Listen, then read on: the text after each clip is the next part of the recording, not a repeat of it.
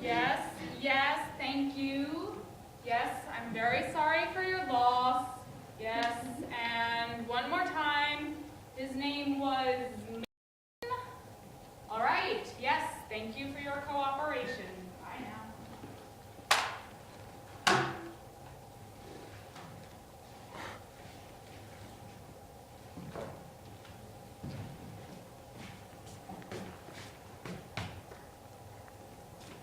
Got it! Jesus. Thunder, you're back. No thanks to you.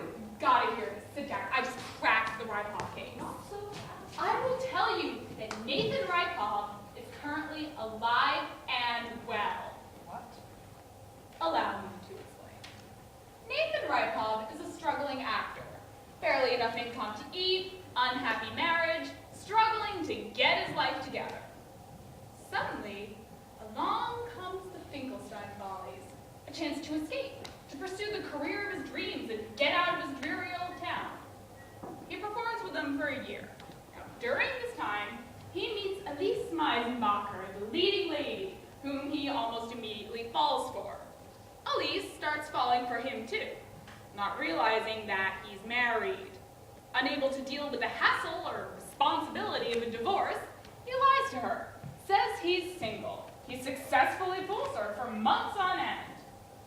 During the last month or so, however, things start to get shaky. Elise starts to smell a rat.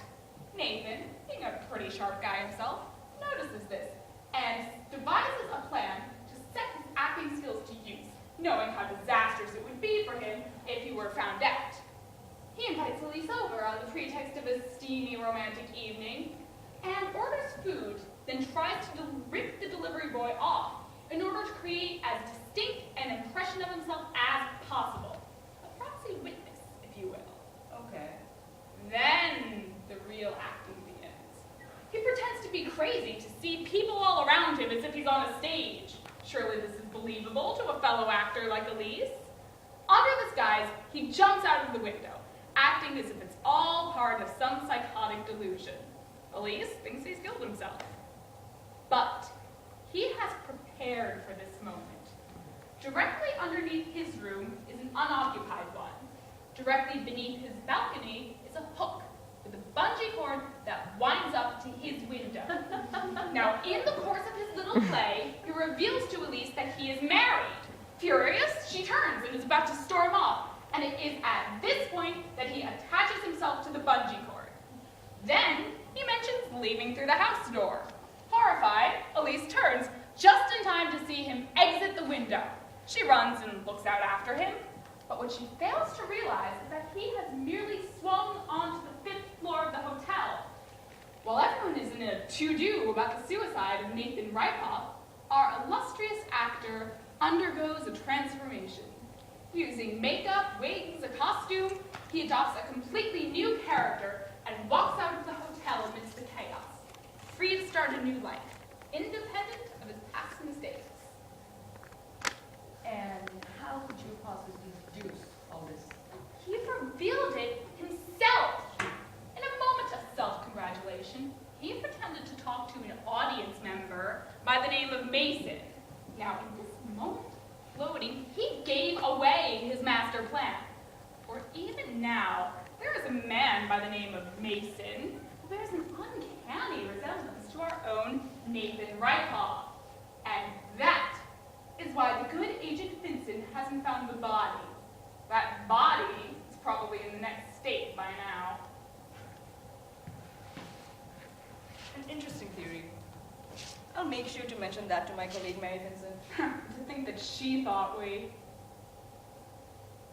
Wait. Your colleague? Unfortunately, I'm not here to solve the case of Rykov. That's Vincent's assignment. I'm here for you, Annie. You're creeping me out, Jill. What are you talking about? Drop the act, Annie. We in the FBI know how to hack computers. We know all about your cocaine ring. I don't. And that little act out there with Rachel, that was cute. For a while, I actually thought you had done her a favor. It was only when talking to Vincent did I realize that you were actually threatening her.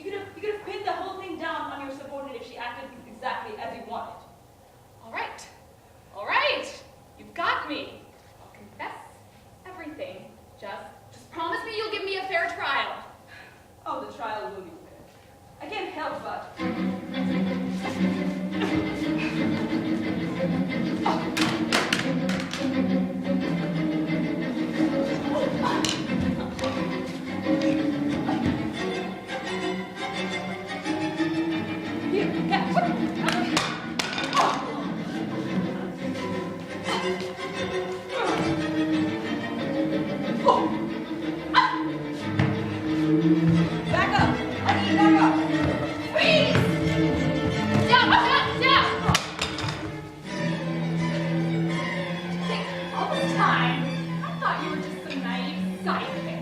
We're all actors, Annie. Some just act for better causes. Take it away.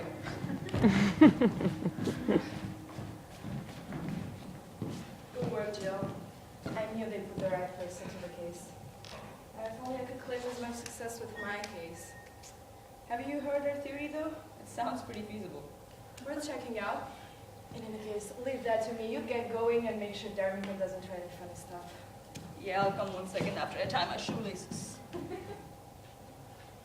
You and your damn shoes.